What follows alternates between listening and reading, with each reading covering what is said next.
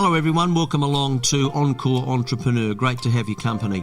My guest today is Jamie Stenhouse, owner of the Market Titans agency and the creator of the Dream Team Intensive. Jamie talks about how he perceives the word entrepreneur, which you'll be surprised about. He also talks about the importance of being super organised, and he addresses his obvious impediment that's proven to be his major strength. Hey Jamie, welcome. Oh, hello. Sorry, I'm just very enthralled by this professional setup. Well, we've got all of this gear here, and it's new gear, you see. And I've been told that it's just for me. It's just for you. Yeah. Once you leave the studio, we actually go back to the old stuff. Ah, good. Yeah. How are you? I'm fantastic. How are you? Good. Look, thank you very much indeed for having a chat to us. I'm really looking forward to this.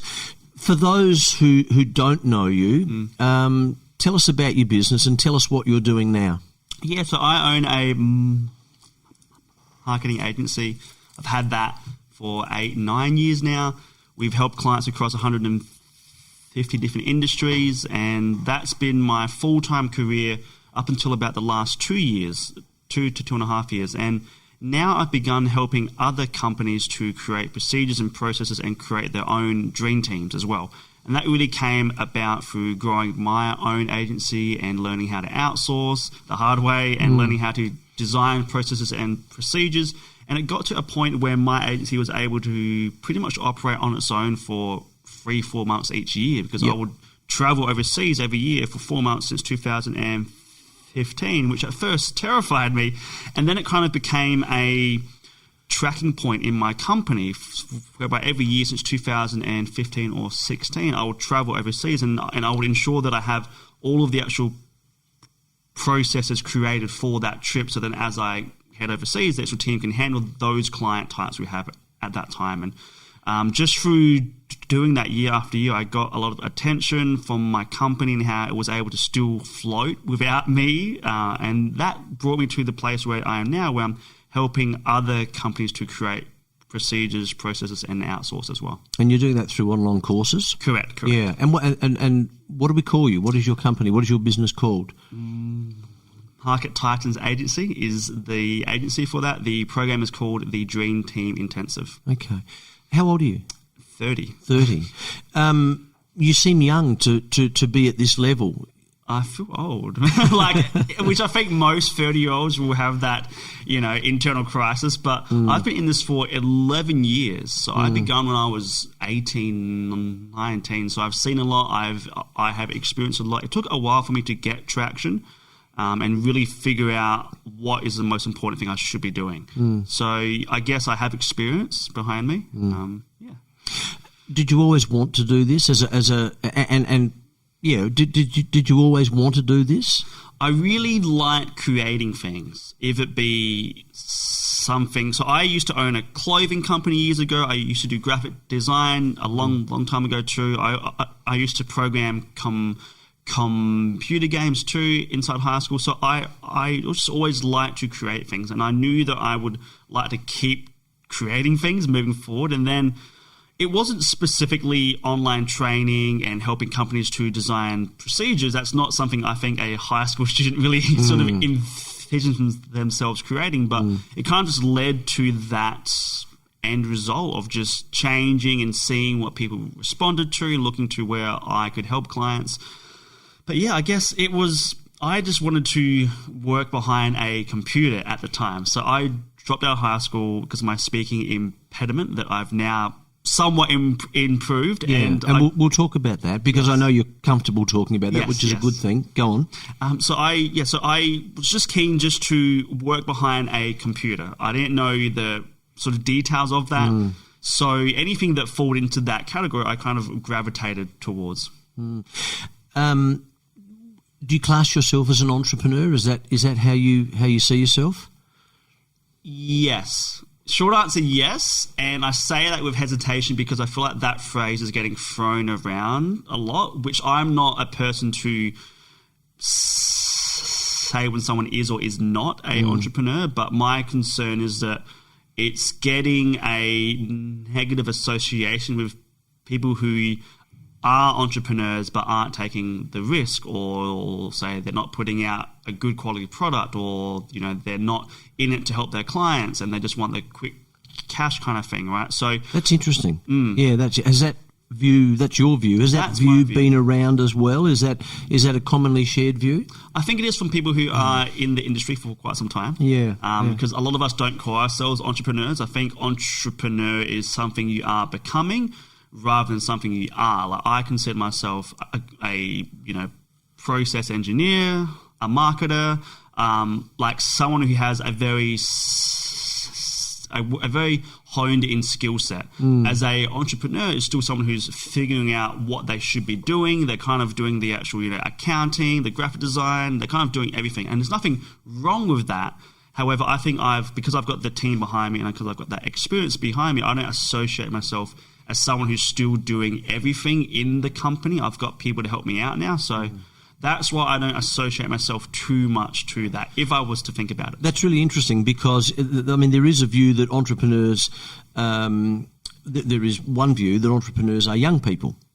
But then there is another view that entrepreneurs can't be young people because you need the experience to become an entrepreneur, and technically you need time and you need to age to become a true entrepreneur. Is that something you agree with that? I think I define entrepreneurship as resourcefulness, and I think that comes with age as well, and experience. 100%. And I definitely think if I was to go head to head with 18-year-old Jamie, I would laugh at him because of how unorganized he is, of his schedule, his routine. And it's really all about, the older you get, the more organized you become as a human in general, which makes entrepreneurship a hell of a lot easier. That's a really good topic. I want to expand on that. Keep going, sorry. Because that's a really good topic and one that I can really relate to. I promise you, and I'm sure a lot of people can relate to that. Yeah, because if I look at myself in, 16, 17, 18, even up to about 24, 25,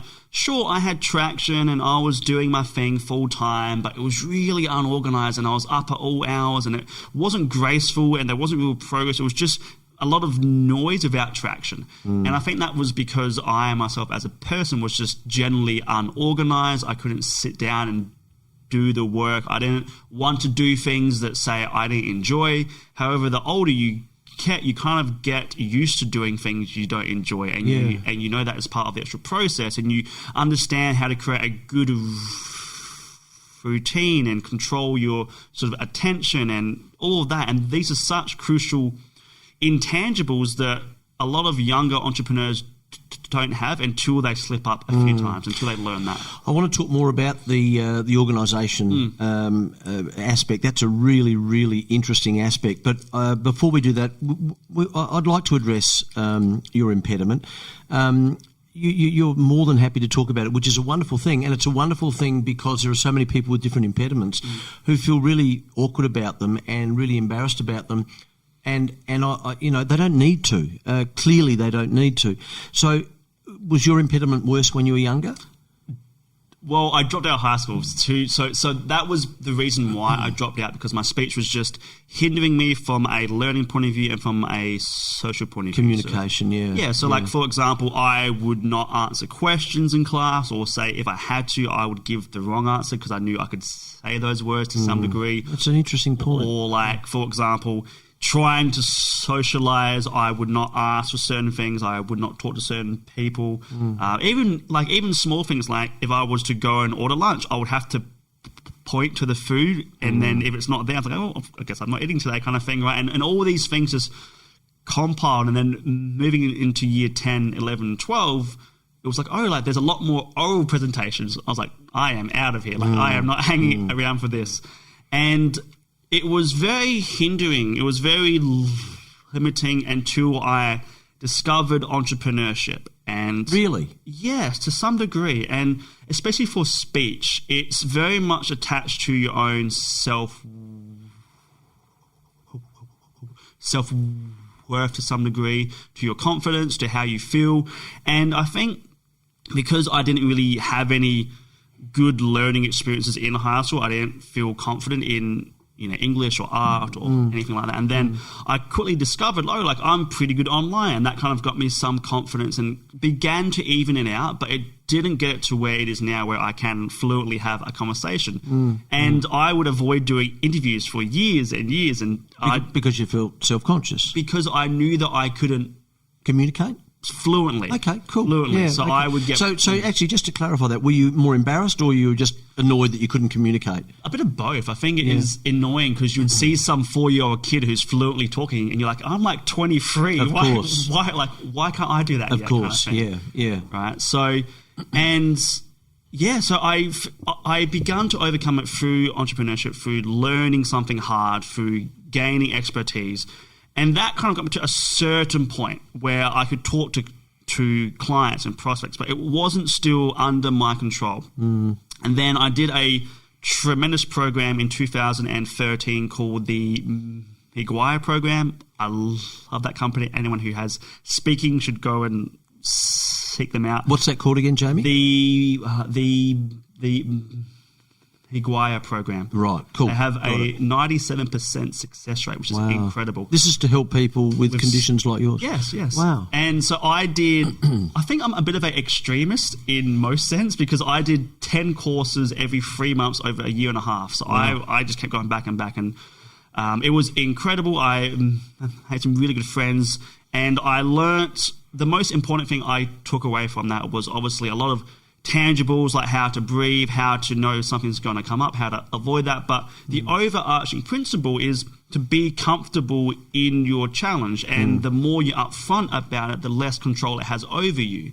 Because if you're trying to hide something, it really affects how you feel. Yes. But if you're upfront about it, then it removes all the tension around that anxiety, around that problem, right? So if anyone is ashamed or embarrassed or afraid of something, they should just be upfront about it. And they'll see that people don't really care, first and foremost, and that it removes all the tension associated to it as well. Yeah, you've really articulated that well. And I guess, and you touched on this, it also has a lot. Well, I think it has a lot to do with the person listening to you. But I think once it becomes clear to that person that you have an impediment, then they just accept it.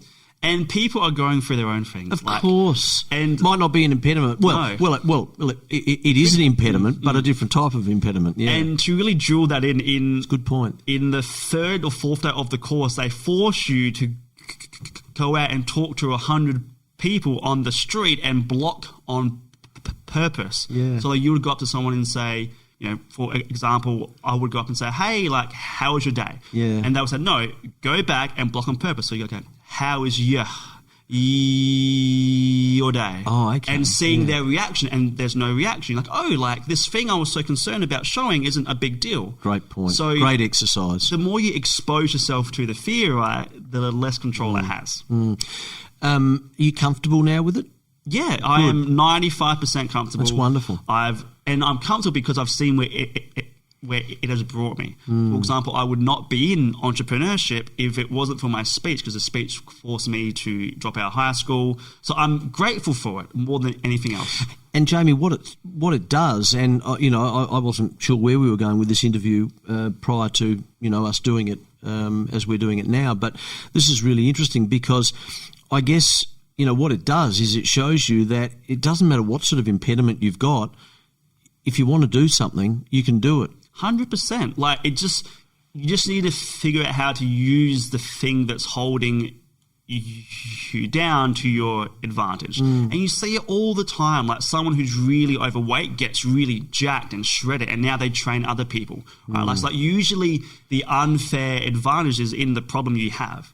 Like for myself, my speech was such a hard thing to get through that now I'm at the point where I'm doing 6 sales calls per day for the last 2.5 years, and now I'm teaching, and now I'm doing interviews, and I'm filming content, right? And it's my main thing I use after I've learnt to use the obstacle as opposed to try to avoid it. Yeah, that's wonderful. That's really good. I think that's a great lesson. That's a great lesson for people. It doesn't matter what the impediment, what the obstacle is. If you're really keen and you really want to do it, and you're disciplined, you can do it. lean into it. Lean into it, yeah. The actual problem and find how to use it to not only drive you, but also to your advantage as well. Absolutely. I want to get back to being organised. I think this is a really, really important topic. And to be honest with you, I think this might take up the rest of our interview. And I've got so many other questions I'd love to ask you, and we'll perhaps do a couple of rapid fire ones at the end. Sure. Being interviewed, it's. I mean, I've just restarted up my media training business, and I'm eventually going to put a really good quality, like yours, online course together. But at the moment, I'm doing okay, but I'm scattergun. I'm doing this, I'm doing that. I really relate to your point where you said, there are certain things you don't want to do, but you got to do them, so you put them off, which is a form of procrastination, of course, which is a form of illness, really. How long did it take you to feel comfortable that you were organised to a point where you were able to achieve well? This might shock a lot of people, and I hope it doesn't take as long as it did for me. It took me 9.5 years. Oh, did it? That's bad news for me. No, it's not. Because I'll be 73 then. It's not. Like, Jamie, did you say? I'll be 73 then. Yeah, exactly. Jamie's just put his head between his hands. Yeah. So I might not even be alive, Jamie. You'll be fine. It took me so long because I refused to lean into things. What do you mean? Just expand on that. For example,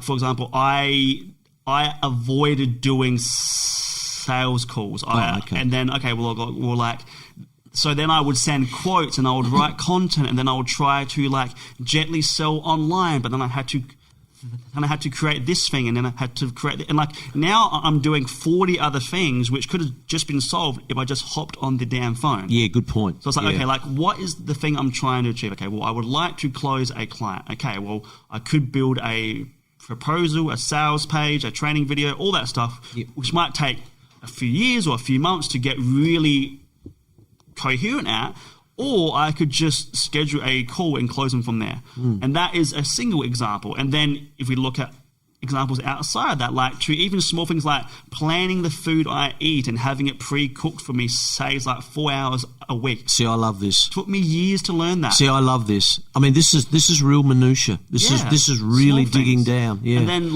being able to take calls while I'm driving. Well, I can probably do 2 calls on the way into town and on the way out of town, so there's a few more hours I can save, and just really getting organised in terms of how can I get the most out of the time I have, and then during that time, what is the most impactful thing I can do. And a really good story that I learnt this firsthand is I was doing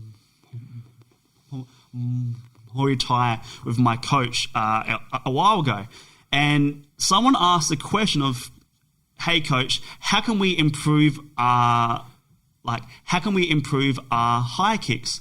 And then he went on to ask, is it maybe because my hips are too tight? Oh, this is a form of karate you're talking about? Yeah, got it. Yeah. And then he's like, and then he asked, well, should I be doing some more hip flex stuff? Should I be loading up more on my leg? Should I be doing this or that? And head coach said, just throw more kicks. And I was like, isn't that such a good example in life? Because so many times people want to do something and they do everything else except the thing they want to do. Absolutely. That's a great example. And that I was like, this is genius. And for example, if someone wants to do speaking gigs, well, then they should just speak more as opposed to write articles, create a brand, and go to and do all these other things which are helpful. Avoiding it, right? Yeah. So, because deep down inside, you're either not confident, it's too hard, or you're scared. Yeah. It's just or it's annoying, and you don't want to put in the work. It's just hard. That's such a great example. I'm just about to finish watching the Michael Jordan special. Oh, fantastic. On Netflix. And the reason Michael was so good, one of the reasons, was because he just shot more. Yeah, he just practiced more. He was more reps. 100%. And, Rory Sloane wants to improve his kicking. He wants to be the best kick in the AFL competition. Just do more. I mean, it seems basic and fundamental, and I know it's harder. I know it's harder to do than to say. I understand that. But it is as simple as that, isn't it? And there's a compound effect that, seriously starts to take over if you keep on doing it. It's incredible to see. Well, and I want to touch on that. So once you start seeing results, as you say, it is like compound interest, isn't it? And you get more confident. You do, and people slip up once they begin to see results. And I've seen it time and time again, and I fell into that trap as well. For example, if I'm doing prospecting for 2 weeks and say I didn't get any calls booked, and then on the 14th day I get 10 calls booked, I'm like, oh, like this is fantastic. Then I might stop prospecting at that point. However, it took two whole weeks to get the first call booked. Absolutely. Which means there's a 14-day delay until I see the results. Absolutely. So I always have to be ahead 14 days, right? You've also got to be patient. Yeah. See, Gary Vaynerchuk's very big on that. He is.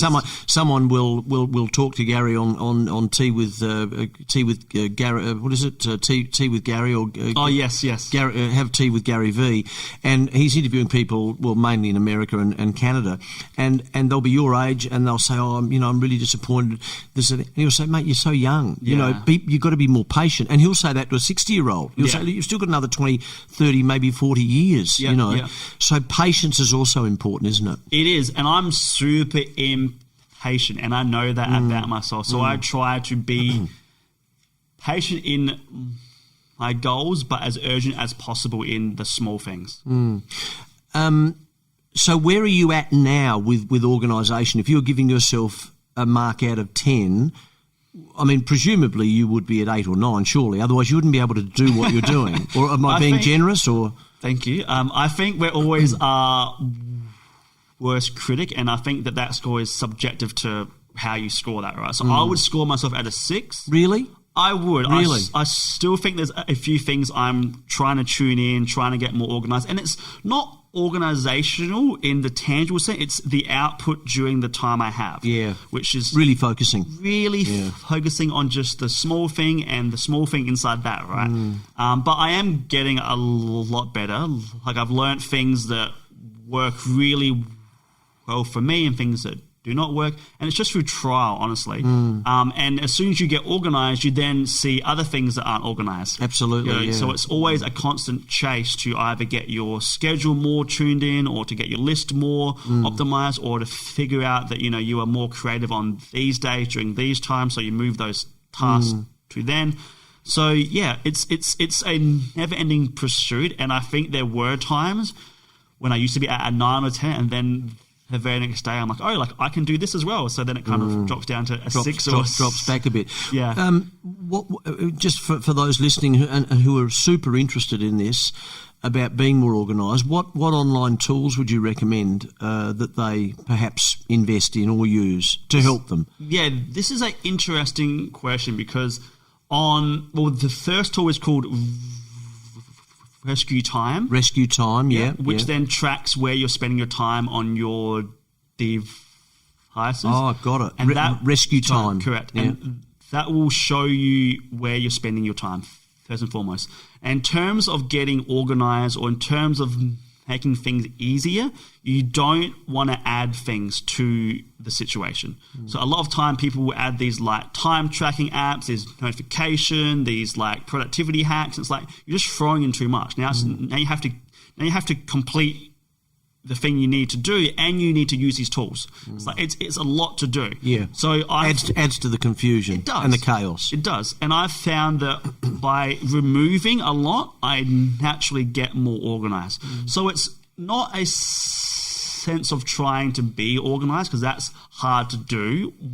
What I've found is looking at it from the inverse and going, okay, how can I not be unorganised? So, okay, well, then I will plan this the night before. Then I would sort out this, and then I would have this thing in the office. So it's not about trying to get organised. It is about trying to remove the chance of myself to ever be unorganised. Gotcha. That's great advice. And that tool is, what was it? Rescue Time. Rescue Time. That's a ripper. Tell us about your course.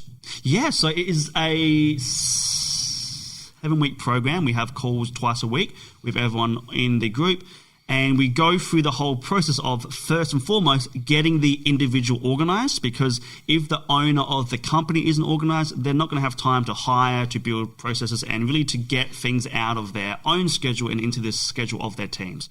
So we address that problem first. We go through a lot of how to create client boundaries, task boundaries, and how to assign those to people on your team. From there, we go directly into creating a cold outreach team. So creating the processes for that, if it be for cold email, LinkedIn, Facebook, all social media, and having someone else from overseas do the prospecting for you. Yep. This should cut down 3 to 4 hours per day if you were doing it on your own.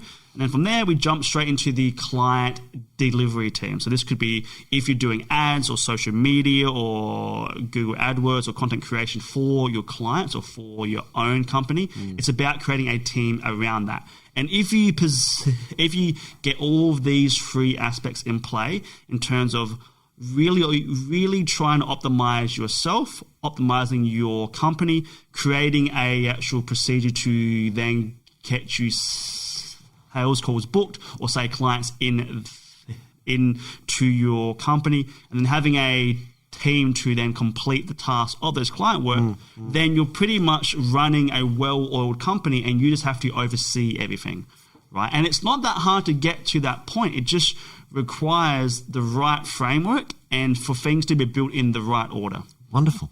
Very detailed.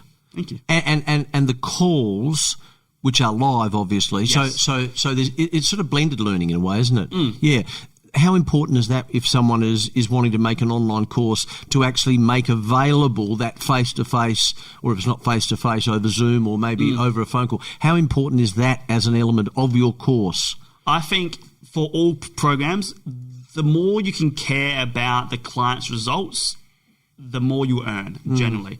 And if we break apart, okay, well, how do I care? Well, you check in with your clients, you ensure that your program is actually engineered for change, and then you support your clients through either a group and or calls. So calls are super crucial because sometimes people can't put things down into words. Sometimes they need to rant for 2 or 3 minutes until they get to their problem, right? And in just making yourself available in every front that, say, your clients need you on, you're going to see, first and foremost, clients won't use you as much as you think they will. And if they do have questions, they're really damn good questions that then you then can take and put into your program to help other clients or put into your campaigning. Right, because something that then prevents someone from taking a choice is they have a question, and then if you can look at your question, if you can look at your clients for questions they have, then you might be able to use those in your campaigning to get other clients in too. Love it. So I'm all about having as many calls as I can. Because that's how you're going to learn a lot about your industry, about your clients, about your prospects, and trying to make myself as openly available as possible. So wonderful. Calls are very, very crucial. That's wonderful. Some great information. Before we wind up, you're having a chat to someone, you're having a coffee with them. They've got a 9-to-5 job. They're thinking of pivoting. They're thinking of making a change. They're thinking of doing something similar to what you're doing, or they're thinking of becoming an entrepreneur. What do you tell them? What do you say to them? What one thing do you say to them? Try to do it as quickly as possible. Why? Why you still have interest in it? Because I've decided and I've seen and I've experienced from my own points of view, if I have a great idea and if I don't pursue it quickly, I will lose interest. And I might lose interest after half a year and I've put half a year into it. So now I've discovered as soon as I have an idea, I need to jump on it while I'm still interested in it. Even though it could be a great idea, I'll just lose interest because I've been doing half an hour every 3 days for the last 2 years. I've lost interest. However, if I do like 2 hours every day and it gets done quicker, then while I'm still interested in that, I will get a return on my time, and that will fuel further interest. Jamie, thank you. Thank you.